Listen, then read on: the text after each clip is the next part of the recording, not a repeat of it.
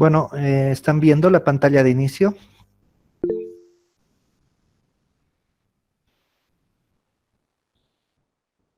Sí, doctor. Bueno, empezaremos entonces, ¿ya? Apaguen sus micrófonos. Si tienen alguna pregunta, pueden ponerla al chat, o si no, anótenla y al final vamos a responder las preguntas. Estoy grabando esta vez la clase, así que de repente les vamos a mandar a sus compañeros que no han podido ingresar, ¿no? Entonces, el tema que nos toca ver hoy día es enfermedad inflamatoria pélvica o enfermedad pélvica inflamatoria, más se la conoce con su abreviación que es EPI, ¿no? Y en realidad la enfermedad pélvica inflamatoria no es tanto una enfermedad, sino es un síndrome clínico agudo. Eso sí, vamos a ver por qué. Relacionado con la extensión ascendente de microorganismos desde la vagina y el cérvix hasta el endometrio, trompa y estructuras contiguas. La enfermedad inflamatoria pélvica crónica en realidad no es un término apropiado, pues sirve solo para designar las secuelas de la enfermedad pélvica inflamatoria aguda. Entonces, como tal, es un síndrome agudo. ¿Ya? Bueno, desde el punto de vista anatomopatológico, siempre en la enfermedad pélvica inflamatoria debe estar presente un proceso infeccioso de la trompa, o sea, una salpingitis. Sin embargo, es una patología que puede afectar varios territorios orgánicos de las vías genitales, pero siempre hay una salpingitis a partir de la cual, pues, puede comprometer órganos vecinos, estructuras vecinas, etcétera, etcétera, ¿no? En ocasiones, la salpingitis puede ser leve, ¿no? Que son las enfermedades pélvicas inflamatorias atípicas, y esto es un problema porque es un porcentaje importante que no se diagnostica en la etapa aguda donde podemos hacer tratamiento, ¿no? Y generalmente ya vemos secuelas de estos procesos infecciosos que han cursado de forma atípica, sin mucha sintomatología, ¿no? Entonces, para ilustrarnos un poquito, a partir de un proceso infeccioso de la vagina, por vía ascendente a través del canal cervical, la cavidad uterina, los gérmenes se van a alojar o se van a anidar. ¿Dónde? En la trompa. ¿Trompa de qué? ¿Trompa de Eustaquio? No, en la trompa de Falopio, ¿no? Y a partir de este proceso infeccioso localizado, pues vamos a tener todo el rol clínico de la enfermedad pelmatoria que nos va a dar sintomatología de esta salpingitis, pero también puede haber sintomatología del proceso infeccioso que se pueda diseminar a ligamentos anchos, ovarios, órganos pélvicos, etcétera, etcétera. Y cuando es crónico, por las complicaciones y las secuelas que puede dejar este cuadro, ¿no?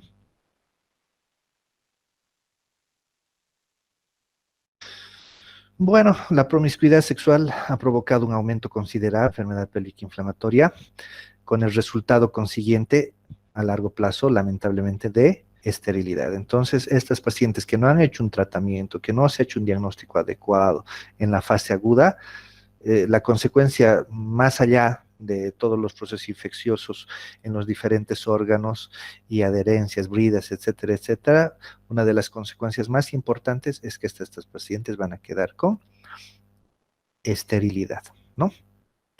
Bueno, la frecuencia es variable según la literatura, 15 a 25%. ¿Están viendo esta diapositiva? Sí, doctor. Donde dice frecuencia. Creo que se han quedado No, con las está en imágenes la... nomás, ¿no? Sí, está solo en la imagen. Qué raro. En esta. Pues debería ya estar en esta que dice frecuencia. Y no sé por qué no pasa. Bueno, aquí, ahora sí, ¿no? Sí, doctor. Sí, doctor. Bueno, les decía que la frecuencia es variable y ha provocado un incremento de los embarazos ectópicos. Recuerdan el otro día cuando hablábamos de embarazos ectópicos, una de las causas son procesos infecciosos de la trompa, ¿no?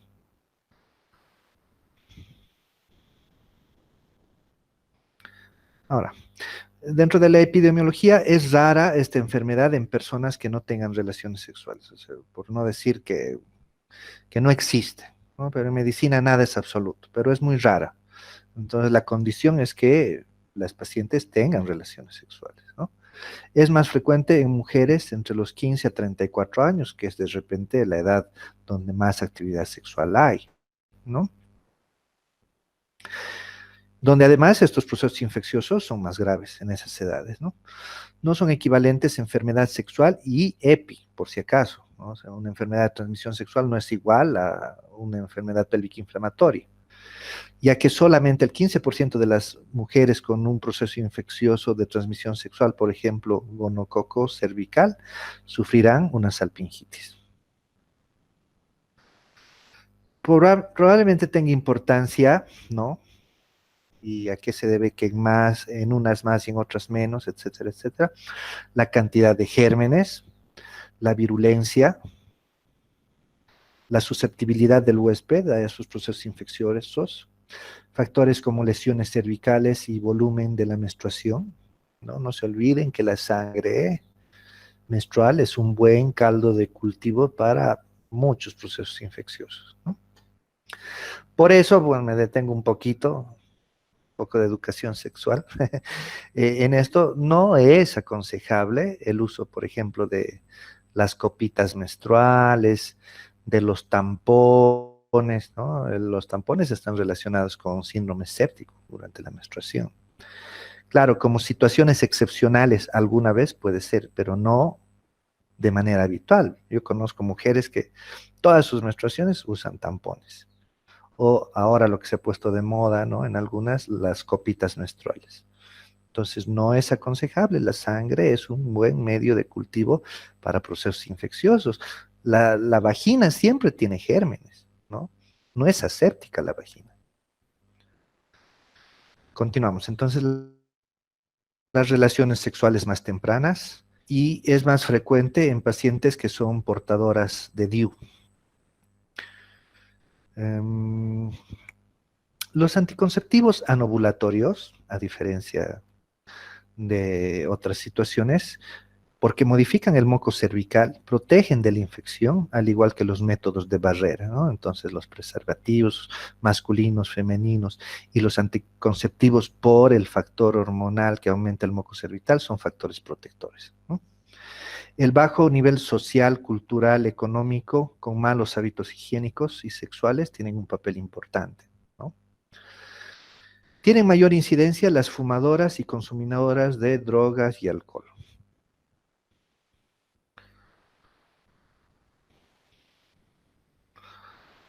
No sé por qué está tardando tanto en pasar las diapositivas a ustedes, pero bueno. Los gérmenes, dentro de los gérmenes causantes de la infección, ¿no? Pueden ser gérmenes exógenos, Neisseria gonorrhoeae, gonococos, diplococos gram negativos o a menudo intracelulares que pueden ser aislados solo durante los primeros 7 días de la enfermedad, siendo los serotipos más agresivos 1, 2 y 8. Entonces, el gonococo, uno de los principales gérmenes causantes de EPI, ¿no? Segundo germen, clamidia. Entonces, cuando nosotros vemos una EPI, en los dos gérmenes que tenemos que pensar, gonococo, ¿no? Principalmente, pero hay otros también. La clamidia, como ustedes saben, es un parásito intracelular obligado porque carecer de capacidad energética propia, por eso es parásito intracelular obligado, pudiendo provocar daños y secuelas graves, permanece durante meses en la trompa, originando lesiones progresivas. Y ese es un problema porque muchas veces las clamidiasis cursan con procesos asintomáticos o con poca sintomatología, ¿no? Y gérmenes aerobios y anaerobios pueden causar también EPIs, ¿no? Que están en la vagina y son causantes hasta el 60% de estas situaciones. Pero también hay gérmenes endógenos que pueden provocar EPIs, ¿no? Entre los aerobios más frecuentes, el estreptococo hemolítico, que muy frecuentemente está en el cuello del útero, ¿no?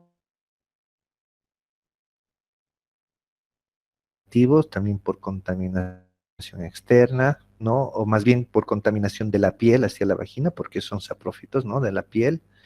Y entre los anaerobios, los peptococos, peptostreptococos, Gardnerella vaginalis, y vuelvo a repetir, en portadores de DIU se ha aislado este germen que es muy raro, el Actinomyces israeli. Y hablando de la patogenia, pues la vagina, no se olviden lo que les decía hace un momento, está colonizada principalmente por lactobacilos, los famosos lactobacilos acidófilos, que son la flora y la microbiota normal de la vagina, que por cierto es muy importante, porque ustedes saben, mantiene el pH ácido vaginal, que es uno de los principales factores protectores. Nuevamente, un poco de educación sexual, por eso no es conveniente que se realicen duchas vaginales, mucho menos todos los días, ni con una frecuencia muy importante, ¿no? Entonces, la vagina hay que lavarla con agua, jabones neutros o jabones con pH ácido, porque si no, causamos una disbacteriosis y eso es un factor predisponente de procesos infecciosos, ¿no? La transmisión sexual es un mecanismo importante de transporte de gérmenes al tracto genital superior. Se estima que entre el 10 al 17% de las pacientes con cervicitis gonocócica y clamidiásica desarrollan enfermedad pélvica inflamatoria. Entonces, no todas las que tienen clamidia y gonococo tienen EPI, pero un porcentaje que no es despreciable, 10 a 17% pueden tener, porque se suman otros factores, ¿no? Pero, nuevamente, repito, cuando hablamos de EPI, pensamos generalmente como principales gérmenes en el gonococo y en la clamidia. Bueno, el coito, un varón infectado, es responsable del 40% de los procesos inflamatorios pélvicos. El moco cervical, además de actuar como barrera para el ingreso de gérmenes, es máximo durante la ovulación. Entonces es un factor protector, ¿no? El ascenso de gérmenes se produce durante la menstruación, principalmente cuando el cuello está abierto, ¿no? Y durante la desaparición del tapón mucoso. Favorecen este ascenso la sangre y el endometrio, que es más fácil de invadir. La llegada de gérmenes al endometrio inicia una reacción inflamatoria y las concentraciones miometriales y las contracciones miometriales por el coito favorecen la diseminación de la infección hacia la trompa, ¿no? Y esto sucede también cuando la paciente tiene sus orgasmos, ¿no? Hay unas contracciones que hacen y favorecen el ascenso de los espermatozoides, pero cuando hay un proceso infeccioso localizado vaginal, entonces también van a ascender gérmenes, ¿no? Otros factores que favorecen la enfermedad pélvica inflamatoria son la histerosalpingografía, que es un estudio en el que inyectamos contraste por vía transcervical para sacar radiografías de los órganos pélvicos. Es importante este estudio en estudios, por ejemplo, de fertilidad para ver la permeabilidad del tracto genital. Microscopías, que es la introducción de una cámara al interior del útero, ¿no? Las biopsias de endometrio, el legrado uterino, la colocación de DIU. Al colocar el DIU siempre tenemos que tener las normas de bioseguridad y asepsia requeridas, ¿no? Y vuelvo a repetir, los lavados vaginales. Entonces, el ascenso de gérmenes a partir de un foco infeccioso en la trompa van a ocasionar procesos infecciosos primero localizados y después diseminados, ¿no? Al resto del tracto genital interno. Cuando vemos la anatomía patológica, creo que no está pasando la diapositiva, ahora sí, ¿no? Cuando vemos la anatomía patológica, la salpingitis es la lesión fundamental. Entonces, no hay enfermedad pélvica si no hay de inicio un proceso infeccioso de la trompa, no se olviden, ¿no? Por tanto, la salpingitis no falta nunca. La trompa se encuentra edematosa, enrojecida, con una mucosa congestiva, influyendo por el ostium exudado purulento. En las formas que son moderadas, la movilidad de las trompas está limitada, las fibras se aglutinan, la trompa tiene tendencia a adherirse a estructuras vecinas, y en las formas graves existe inflamación de toda la cavidad pélvica, además de formación de abscesos tubováricos, llegando a una peritonitis generalizada. Entonces, las trompas al inicio un poco congestivas, pero ese proceso infeccioso va a ocasionar una congestión importante de las trompas, ¿no? Que en la ecografía vamos a ver muchas veces como una salchicha, ¿no? Y en la laparoscopía, precisamente así se ven las imágenes, vamos a verlas más adelante, ¿no? Hay una tendencia muy importante de que estas trompas inflamadas, infectadas, se adhieran a los órganos vecinos, ¿no? Al mesosalping, al ovario, al útero, al intestino, etcétera, etcétera. Pues la clínica, en el proceso agudo, depende también de los gérmenes causantes y las lesiones anatómicas producidas. El inicio del cuadro puede ser agudo y aparatoso, o puede ser progresivo, ¿no? Se inicia con lo general o por lo general con la menstruación. Uno de los síntomas principales es el dolor, que puede ser leve al principio y aumentar progresivamente. Se exacerba con los movimientos y se localiza en hipogastrio o en fosas ilíacas. Estas pacientes, por este proceso infeccioso, van a cursar con fiebre, ¿no? 38, 40 grados, escalofríos, mal estado general. Uno de los signos importantísimos, la leucorrea, ¿no? Muchas veces, o yo diría que hasta generalmente, como causa un cuadro de abdomen agudo, que no es quirúrgico, es clínico, muchas veces estas pacientes terminan en un quirófano, ¿no? Porque no se ha visto la clínica y no se ha hecho un examen y una anamnesis minuciosa. Cuando tú tienes ese cuadro clínico de un abdomen agudo y tú tienes al poner el espéculo un flujo importante, purulento, que viene de la cavidad uterina, entonces estás frente a una enfermedad pélvica inflamatoria, ¿no? Pueden haber sangrados, ¿no? Metrorragias, hay compromiso del estado general, puede acompañarse de disuria, polaquiuria y tenesmo vesical. ¿Por qué? Porque por la vecindad de ese proceso infeccioso ocasiona también un proceso inflamatorio en la vejiga, ¿no? Náuseas, vómitos cuando hay compromiso peritoneal, y a veces un dolor en el hipocondrio derecho por existir una perihepatitis cuando se ha diseminado a todo el abdomen, ¿no? Y esto se llama síndrome de Fish-Hughes-Curtis y está atribuida principalmente a los procesos infecciosos de la trompa que se producen por gonococo. Pues el diagnóstico, la historia clínica siempre es capital, ¿no? La anamnesis, interrogar a la paciente sobre todos los factores de riesgo que hemos visto, la historia sexual, cuántas parejas tiene, usa protección, tiene una vida promiscua, no usa anticonceptivos, etcétera, etcétera, ¿no? Antecedentes de maniobras exploratorias, ¿no? Pacientes que se han hecho una biopsia de endometrio, pacientes que se han hecho una histerosalpingografía, un legrado, una inserción de DIU como antecedentes, importante ver en la anamnesis, ¿no? En el examen físico, ¿qué vamos a encontrar? Dolor en ambas fosas ilíacas y muchas veces generalizado. Bloomberg positivo, entonces es un abdomen agudo, ¿no? La existencia de contractura muscular significa grave compromiso peritoneal. El examen especular muestra la presencia de flujo vaginal purulento, abundante y de mal olor que proviene ¿dónde? De la cavidad uterina. Puede existir una colpitis y cervicitis. Al tacto bimanual es un dolor generalizado, a la movilización del útero, del cuello, pero además, si es posible y la paciente está relajada cuando no está con contracción muscular, ¿no? Entonces podemos tactar una masa en los anexos que corresponde al proceso infeccioso de la trompa.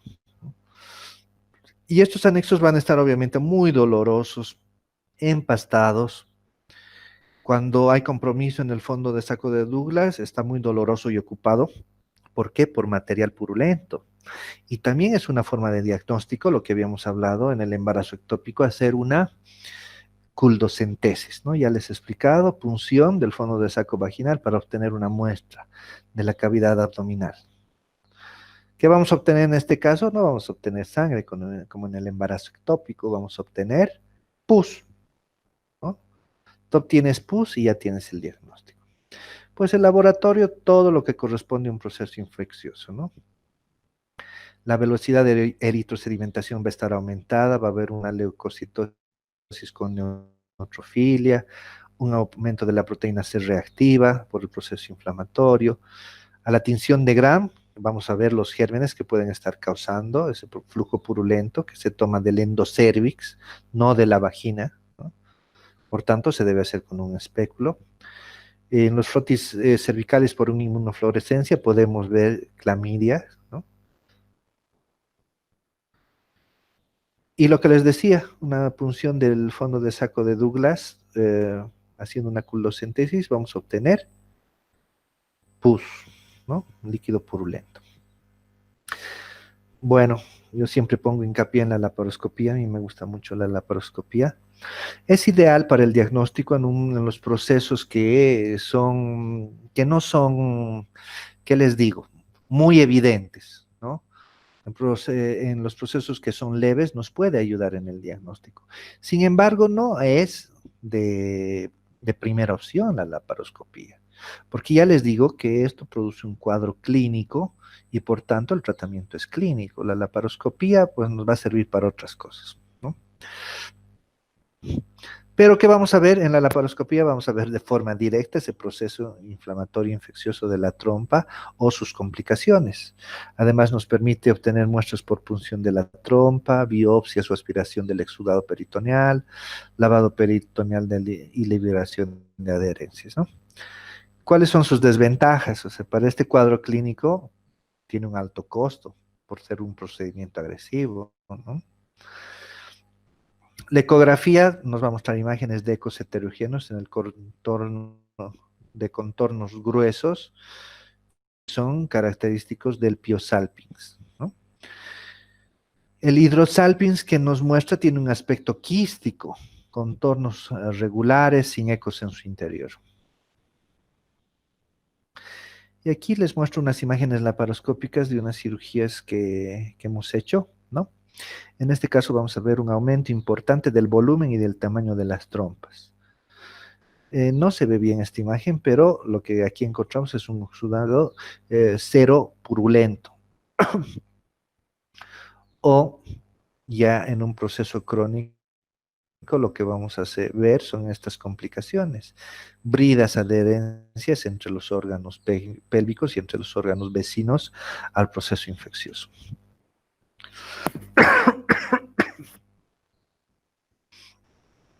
Bueno, hay criterios de diagnóstico mínimos. El dolor es capital, ¿no? Un dolor abdominal espontáneo. Va a haber dolor a la palpación abdominal, anexial y cervical. Entonces, no hay EPI si no hay esto, ¿no? Y la sintomatología adicional, todo lo que hemos dicho, ¿no? Tumoración anexial en la ecografía o al tacto bimanual, fiebre, leucocitosis, velocidad de eritrosedimentación aumentada, leucorrea, esto es muy importante, no se olviden poner el espéculo. Por no poner el espéculo, ¿cuántas veces se han entrado a hacer cirugías innecesarias, ¿no? El PCR debe estar elevado y podemos demostrar, ¿no? El gonococo con una tinción de Gram o la confirmación de una endometritis por una biopsia, aunque estos procedimientos ya son más agresivos. ¿Con qué hacemos diagnóstico diferencial? Con todos los cuadros que producen abdomen agudo, quirúrgicos y no quirúrgicos. Entonces, con una apendicitis, con un embarazo ectópico, con una endometritis, con un quiste de ovario roto torcido, con miomas uterinos complicados, con folículos hemorrágicos, ¿no? Entonces, diagnóstico diferencial con la apendicitis, con quistes de ovarios torcidos, folículos hemorrágicos rotos, ahí vemos sangre en la cavidad abdominal, ¿no? Embarazo ectópico o procesos inflamatorios continuos, ¿no? ¿Cuál es la diferencia? Pues que todos estos cuadros pueden ser quirúrgicos, En cambio, la EPI es de tratamiento clínico. Estoy repitiendo varias veces, ¿no? Tratamiento médico. El pronóstico está en relación al diagnóstico precoz. Esto es pues importante. Entonces, siempre que hay un dolor con la otra sintomatología, pues vayan al médico, ¿no? Acudan al médico. Más si hay antecedentes de procesos infecciosos, más si hay antecedentes de múltiples parejas sexuales, de tener relaciones sin protección, etcétera, etcétera, ¿no? No se automediquen. ¿Por qué? Porque lamentablemente si no se hace un diagnóstico precoz y un tratamiento oportuno, lo que vamos a tener son complicaciones.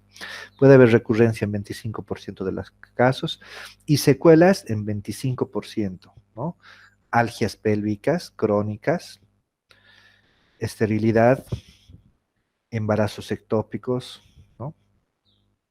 Y no está exento de mortalidad, aunque ocurre en raras ocasiones, ¿no? Sobre todo en casos abandonados que realmente se han descuidado demasiado.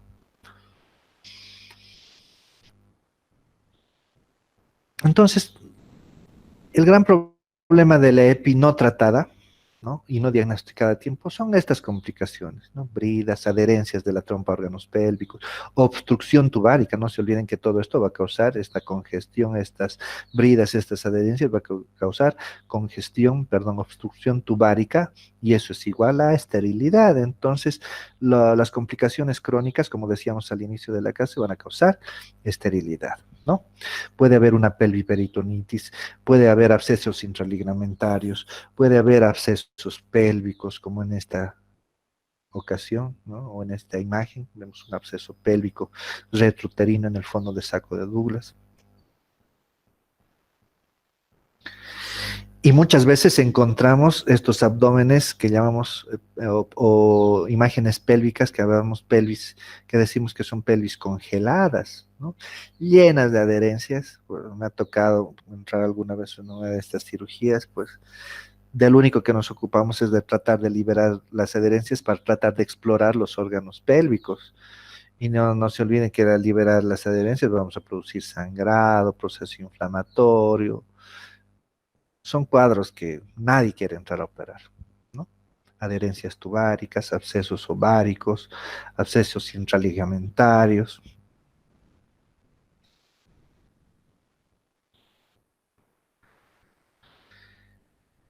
Y el tratamiento, como les decía toda la clase, es médico y es ambulatorio generalmente, aunque en algunos casos hay que hospitalizar a la paciente, ¿no?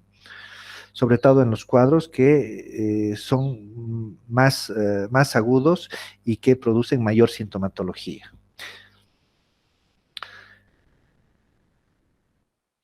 ¿Cuándo hospitalizamos a los pacientes? Cuando hay imposibilidad de realizar un tratamiento ambulatorio, cuando el cuadro clínico general es muy importante.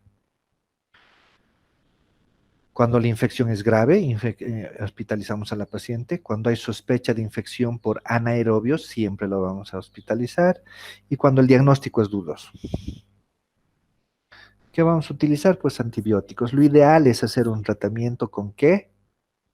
Pues lo ideal es hacer un tratamiento teniendo un cultivo y antibiograma. Por eso, además de para hacer el diagnóstico, el examen especular, nos sirve para tomar muestras de la cavidad uterina y mandar un cultivo y antibiograma.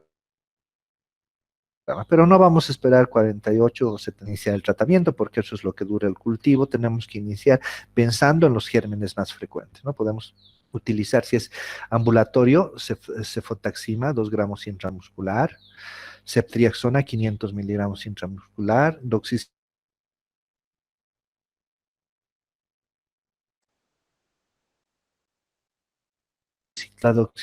cada 12 horas por 14 días, bioral. No sé por qué volvió.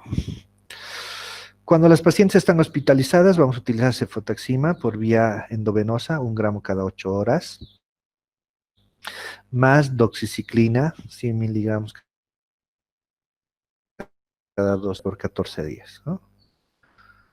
Más gentamicina, 80 miligramos cada 8 horas endovenosa o 160 intramuscular.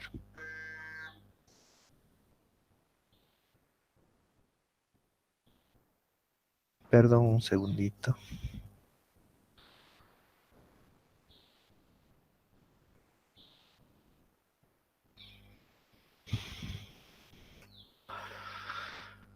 Em, bueno, eso es todo. Ahora vamos a ver un video y vamos a responder sus preguntas.